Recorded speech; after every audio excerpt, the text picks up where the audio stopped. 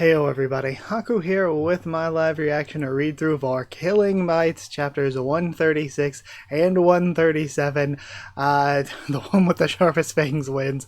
I am excited to finally be back to Killing Bites. Thank you to everybody from Killing Bites videos who've commented, people who have, said, oh, I can't wait for this chapter or that chapter or whatever.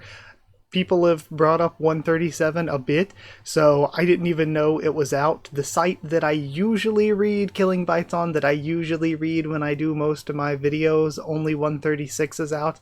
But the site I use for reading Gianto Jo-sama, literally 1 hour before recording this, 1 hour before I got time to come record, 137 came out, so I'm going to be using that site instead. I mean, it's still the same translation, it's still Road Warriors translation.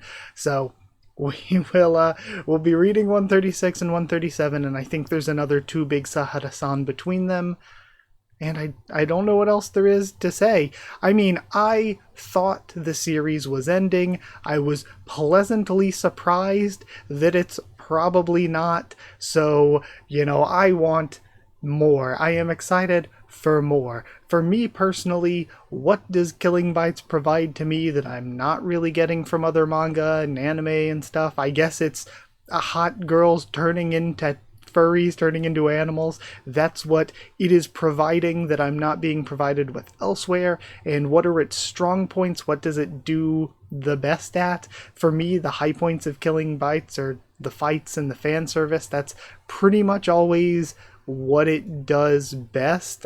Not that the story's bad or anything, it's definitely not. It serves its purpose, but it's a venue for us getting the fights and the fan service. So when it comes to the future, when it comes to the series continuing, I guess that's the wish list. Fights, fan service, furries, that's the wish list. That's what I want moving forward here. So yeah, that's what I'm looking forward to. And I guess it doesn't always have to be girls turning into animals. I would not be complaining whatsoever about the odd otokonoko here and there. So either way, let's see what we have at 136 and 137. We're still wrapping this arc up, I guess, and maybe we'll start transitioning into whatever comes next. But people were saying, oh man, wait till you get to 137. So I'm assuming something happens that is big. But 136 is, what kind of beastman is she? Well, this is certainly a surprise. Yoko Mitsukado, granddaughter of Yozan Mitsukado, the late chairman of the Mitsukado Zaibatsu. What are you doing here? And if that's referring to her, is it what kind of beastman is she, in that she isn't actually a therianthrope, but she is just a beast? Or did she actually become like Lioness? Because I think that after everything that happened, her becoming Lioness would be kind of sick. Rather, how did you get in here? Dear me. So after spending so much on the development of genetic engineering and hyping up the use of beastmen as biological weapons, in the end you fell back on these little gadgets.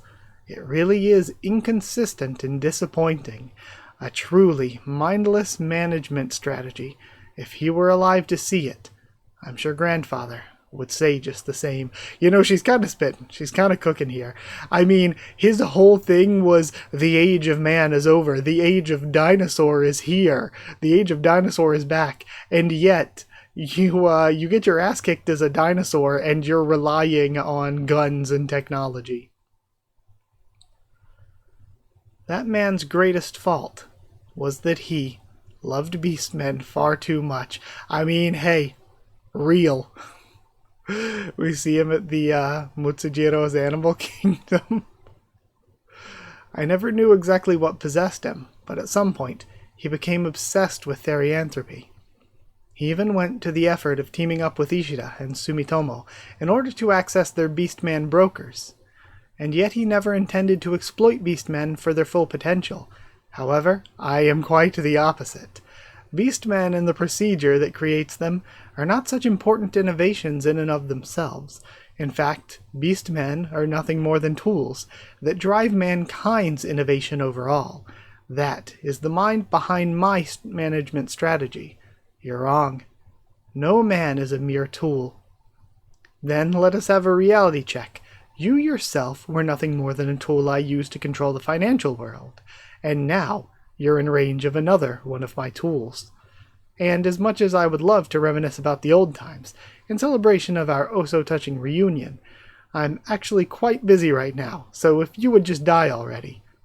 Hmm? Hmm? Why is it not working? Yashin Iwasaki, whilst you were lazing around playing with your little tools, I went ahead and pursued legal action. I got the feds involved. We're seeing a takeover here. Against the Yatsubishi Zaibatsu for the breach of contract agreement for violation of the Fair Trade Act, and against their chairman for inciting violence and blatant contempt of the Anti-Terrorism Act. Thus, the Anti-Subversive Activities Act has been invoked, and you are now considered a traitor in this nation. This building's security systems I've also had deactivated. As it is now, under the authority of I, Yoko Mitsukado, chairwoman of the Mitsukado Zaibatsu. What? Mitsukado Zaibatsu? And it's so funny because, again, in all of this, it's like, okay, the law is coming after you. They've got guns and stuff. But you're faced here with just humans and therianthropes. If Dino Men were the, end point of your evolution or whatever, then surely the law couldn't hold you. Surely their guns wouldn't matter. Surely you could handle just humans and therianthropes. But he's being proven very wrong on all counts there. What? Mitsukado Zaibatsu? Such a thing no longer exists. But I do know you're under the Ishida Zaibatsu's protection, so I imagine that Seira Son woman gave you some underhanded advice, and perhaps now you've worked quite hard to achieve some paltry restoration. But such foolish little ambitions can be snuffed out with only a single bite, and he is relying on Dinosaur. He goes in for a chomp. We have reaction faces from Shido? I always forget his name, and Shinozaki. Such a vulgar man. I do wish you wouldn't spray me with your foul-smelling breath. And then, huh? What's the meaning of this? Yoko Mitsukado. Why are you so... Did she get the therianthrope surgery model human? She's just peak human now? I heard Ishida had seized Mitsukado's research facilities, which would allow them to unilaterally perform beastification surgeries. But this is neither a combat technique nor strategy. With just brute strength, she's able to overpower one of these Deinonychus. What kind of beast man is she? Come to think of it, on this level, alongside all of the security systems, there's also around 14 Dino Men stationed here. Even Ishida's bodyguard took out a few of them. Even if Ishida's bodyguard took out a few... The butt shine on the Orca is so funny here. Also, their arms look really weird. The Orca's arms here look really, really odd. Either the elbow is way too far down, or the elbow is in the correct place, but then there's another bend that looks unnatural. Even if Ishida's bodyguard took out a few of them, there's no way anyone could have made it through alive. Oh? You didn't know. About the story of a young baby separated from her parents due to her immense ability to transform into a beast. Forced to take humanization surgery to prevent transformation, just like the honey badger, and Megatherium later would. Okay. So Honey Badger and Megatherium took So Hitomi has had humanization surgery to let her be in human form, and she just reverts back to her original form when going Prime Beast or whatever it was called form. But then Megatherium, we know, was originally a sloth that got humanization surgery. So she was also like Hitomi then, and raised all of her life as a normal human. I guess it would make sense from what we just saw with her grandfather that he would take in such a case. Born in the Bureau Hospital's maternity ward, When her aptitude for beastification was secretly examined, the result was a triple A plus rating, the very highest aptitude seen. There wasn't even a need for the surgery, a very strange case, as it meant she could become a beast from the get-go. Due to the extreme risk this posed, she required a special environment to grow up in. Was she dinosaur? For the reason of postnatal malnutrition, she was removed from the family register as a stillbirth. Her parents were none the wiser. Then she was transferred to a certain facility. Oh, the fucking face. All I can think of are the Uma Musume, edits. I'm dying. How adorable. How divine. A true miracle, baby. I've decided that I will raise her. She shall be the heir to the Mitsukado Zaibatsu. The age of Beastman is upon us. To conceal Koyomi's identity, we restored previously deleted birth records and changed the individual's name before submitting it to the Management Bureau. But it can't be. Was that file about you? Okay, so I'm getting somewhat confused. Are we saying that she was the one who actually had Koyomi's back? No, because Koyomi was found out in the wilderness. Never mind. So, was that file about you? And then she's crushing his neck? Transforming? There's just one big question that this makes me think of, but I'll get to it at the end. Finish out the chapter first. This is... And we have T-Rex form. The apex of the Cretaceous ecosystem. The one and only enemy that Deinonychus feared. The king of the tyrant lizards. Tyrannosaurus Rex. I love the meme at the end too. What is going on? This is so fun. Oh my god, this chapter was so funny. This was so fun. So the one big question it brings up is probably obvious to a lot of you who have been reading this for years and everything. Why'd she just let the lion rape her then? You know? Like, she could have turned into a T-Rex at any point. Apparently. Like, and all of these other situations we've seen her in. Well, I know the right answer is probably because the author just thought of it recently, but it is pretty funny that she's been a T-Rex the whole time, basically. So basically, she could become a T-Rex at will, and they gave her humanization surgery for whatever reason, I guess to help keep her powers in check. Either way, though, it's fun that we still have more to read. I don't have to end there. And actually, let me go check out... Yeah, we have another Too Huge Sahara-san. Alright. After a long construction period, the Killing Bites arena was completed by its Beastmen construction crew in the midst of the Killing Bites craze sweeping Japan. The underground Killing Bites scene has also become a major success under the watchful eye of its rabbit referee. Gotta love illegal gambling. Ain't no better way to make money. For the first time in my life, spring has finally sprung. I made it. But if I still have one problem in life, it's this crushing parental love. We have Sahara-san. While she is no doubt an extremely capable bodyguard, this tension of being watched so closely day or night is pretty freaky. Rabbits often don't close their eyes when they sleep. As an animal used to constantly being hunted, they're always on their guard, and will only close their eyes when absolutely needed. Rabbits can achieve this feat because of lipids in their tears that stop their eyes from drying out. Meanwhile, it's painful for a human to keep their eyes open for more than a few seconds. Yeah, I wish I had this ability, because my dry eyes bother me terribly. Especially late at night. While sleeping with their eyes open, they'll only need to blink 10 times every hour. I went and warmed up some milk, so it should help you get some sleep, but if not, breastfeeding should do it. Then, reaction.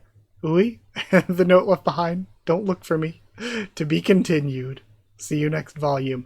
Okay, so end of volume 26, we have a new volume cover that's been up here on the video the whole time. Okay, very funny chapter. That was so much fun. I love Killing Bites so much. I mean, I guess I don't really have deeper thoughts than what I expressed while reading, but actually I forgot I left my I left my water in the other room, so I need to go get some water and then I'll come back for 137. 137 starts with we're going straight into the animal fact glazing. We're going straight into the Tyrannosaurus Rex glazing panels to begin with. Tyrannosaurus, living around 65 million years ago. It could grow over 12 meters long and weigh over 6 tons, making it one of the largest predatory dinosaurs that the Earth has ever seen.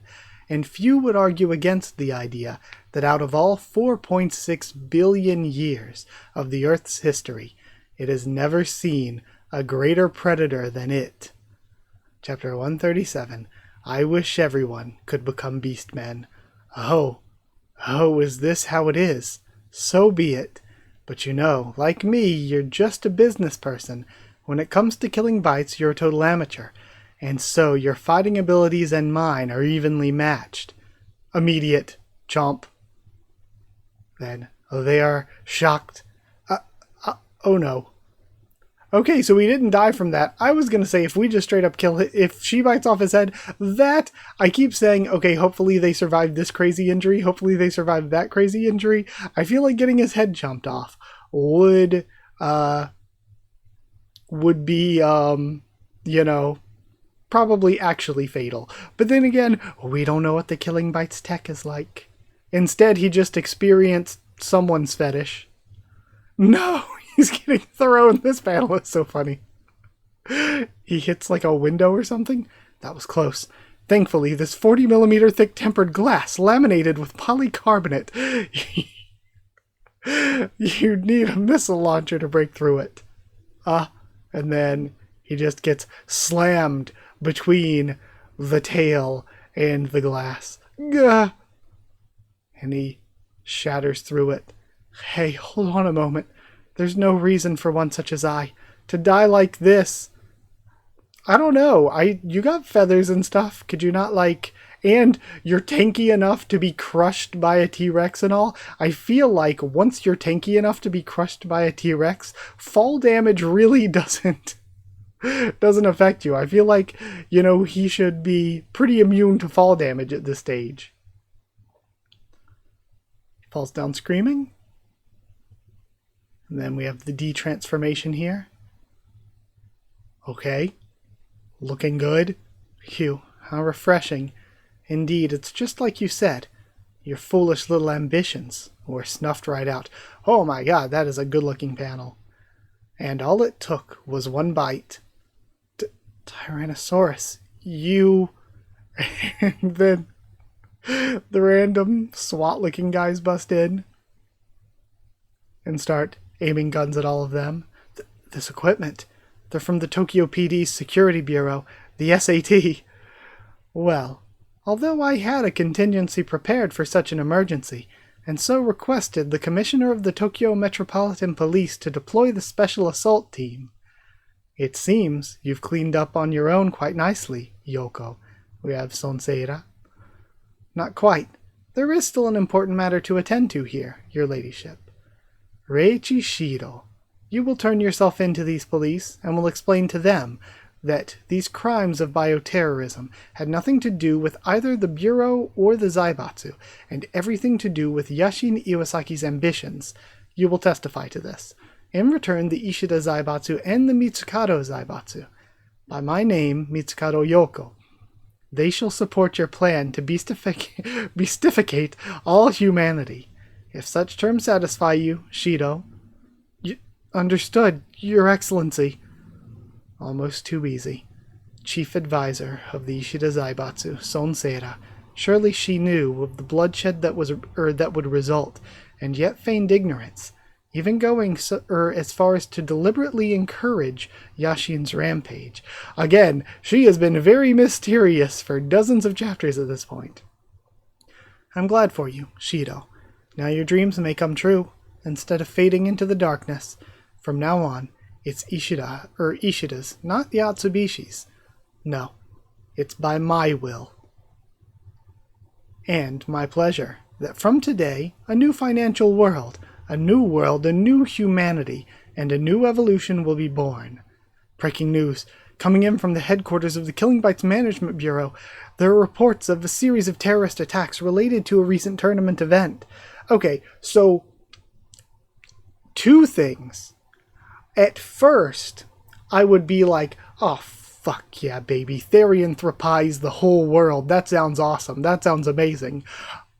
On second thought, once I found out what animal I was going to be, I might be less excited. I feel like, though, most animals I'd be cool with. If it's one of the animals that I like one of my favorite animals or something, or just anything on the, cool side of things, basically, most animals, I think, would be good. You really don't lose out. You get animal powers. You get powers. You become super... other than just the transformation, even without transforming that much of yourself, you just get superpowers. You just get better senses, more strength, more agility. Pretty much any animal is just a superpower. It's just a buff. You just get better no matter what. But I'm sure there are probably some out there that I can't think of at the moment that you would be kind of unlucky to get. Most would be good, but there are probably a few out there. Sloth wouldn't be that fun, you know? But that's rare. When you think about all the animals to exist, it's very rare that one just wouldn't be a straight up improvement. But then again, if I had the terrible, terrible luck to get one of the ones that wouldn't be a straight up improvement, then I'd be pretty bummed. Then... breaking news. Coming in from the headquarters of the Killing Bites Management Bureau, there are reports of a series of terrorist attacks related to the recent tournament event. Authorities are focusing their investigation on the Yatsubishi group chairman, Yashin Iwasaki, as the primary suspect. So, also, we have all the Therianthropes in this, city and everything, but there's a whole world out there that they're basically about to be you're gonna get Therianthropized. Claiming that he resorted to wanton acts of bioterrorism as the result of a violent power struggle that he instigated against rival corporate entities. We also have received confirmation that the primary suspect, Yashin Iwasaki, has been found dead. Again, though the circumstances of his death remain, is he actually going to somehow survive and come back later on as a villain or something? Because I really feel I don't trust that fall damage would do it. 2 months later, and we have Killing Bites Stadium. Now then, concerning the so-called Dinomen terrorist incident, the horrific biological crime that occurred near the end of last year. You know what would be sick? If this is where... remember the one chapter we got where at the end or whatever it introduced, Pure, and I think maybe we also saw Tasuku? If that happened here and we just introduced new main character. Go again. Even though I feel like there's more going on with Pure... with her, needing to overcome Hitomi or whatever, still, it'd be neat to just get thrown a new protagonist. We wish to provide you a plain and simple picture of what occurred. And so, let's introduce ourselves to Miss Murata, who was there at the scene during this time. How I felt when I first saw the Dinomen. I mean, it was really terrifying. When they attacked me, I thought I was dead for sure, but thankfully, I managed to escape. I was lucky. Beastman Life presenter Murata Deshi. Then there were regrettably a lot of casualties. So how exactly do you think you managed to survive? That's the thing. I don't really know myself. When a dinosaur attacks a cat, what's a kitty really going to do? Good question. I'd say that a cat is more powerful than you think. Beastman investigative journalist Ikegami Oran. Well, a snake's reaction time is 0.04 seconds. A cat's reaction time is 0.02 seconds. Basically, if a cat beastman awakens their instincts, it would be almost impossible for them to lose to a reptilian. By the way, a human's reaction time is 0.2 seconds, which is between those who have taken the beastification surgery and those who haven't. There's a tenfold difference in the chances of surviving a life-threatening incident. Like I said, it's basically just superpowers no matter which animal you get. but isn't the procedure itself potentially risky? Then changes in the chances of death from beastification surgery. Okay. I love the ad at the bottom. Good question. And for that answer, I'd like you to have a look at this graph. I don't know what's behind it, but I've been getting a lot of videos promoting beastification surgery. And after all that crazy shit went down, I don't get what's up with this country. Whatever, I don't care. Besides, I'm more bothered about you holding me up like this. So annoying. Come on, girl. You don't need to be so impatient. We haven't met up in 2 months. Ain't nothing wrong with catching up. Well, shut up before I pack you up. I don't even know why you're here anyway. You go to a different school. Don't sweat it. It ain't no thing. Okay. And then she just gets completely tackled by Pure, who has all of her limbs. Again, we know the medical technology. Haiji! Long time no see. Haiji! So glad you're doing well. Are you doing well? Does your head hurt? Now it does. What about you? Your eye? Limbs? Yep, I'm all good. Inui Pure is back together. I was actually waiting on a donor transplant, but thankfully Mr. Mutsujiro picked up my body parts and brought them to the hospital. I'm pretty much back to normal now. It's great to be a beast man. I wish everyone could become beast men, just like what Ikigami said in his commentary. Don't believe everything you see on TV. That's just the Bureau's propaganda. This idiot hasn't changed a bit. What a relief. What? Congratulations to Inui Pure on her victory. And then we have them looking at the sign and all. That's an impressive banner. I saw it on my phone, but it's a lot bigger than I thought, and more embarrassing. Yo, we salute the great duty you've performed, Miss Inui. Huh? This group welcoming me. It's like I just got out of prison. Inui Pure, she's finally here. Our champion. The champ. Woo, good going. Beagle. Everybody's cheering for her. What? What? What? What? It's only natural that everyone would be waiting for you to come to school. Congrats on your victory, Pure. Thank you, Haiji. I'm so happy. I wish Nunupi was here to see this. Nunupi is gone now? Yep, and he was never there to begin with, but Tasuku, Nodoka, and Nunupi will always be a part of me. Forever. Well, as you all know, Miss Inui has returned to school.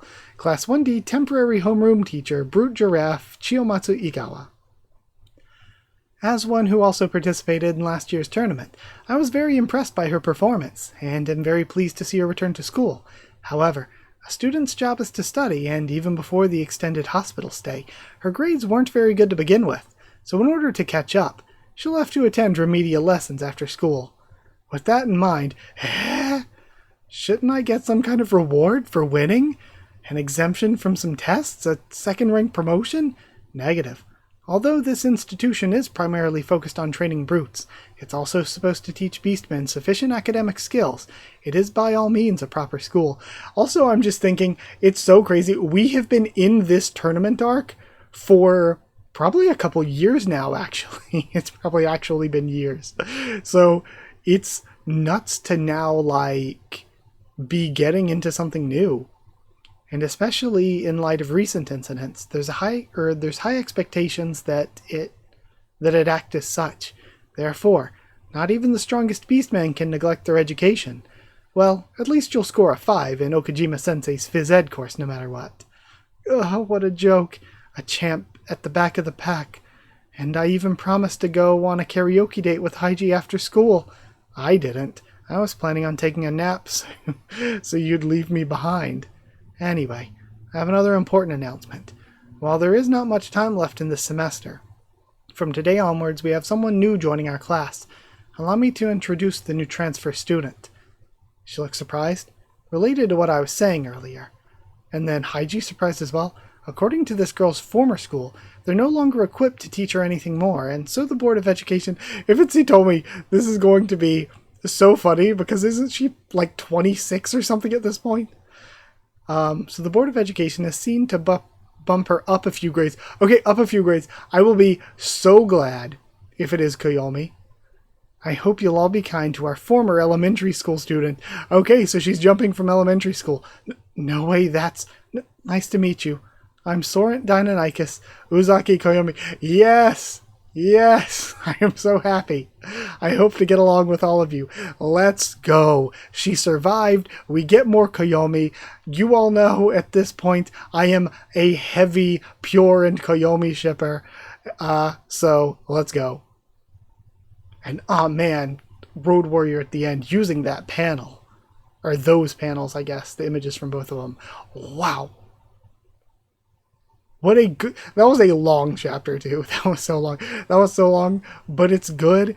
And I'm so excited. Does it say, oh yeah, next chapter is coming out in February? So this is the first time in years that we're getting a new arc.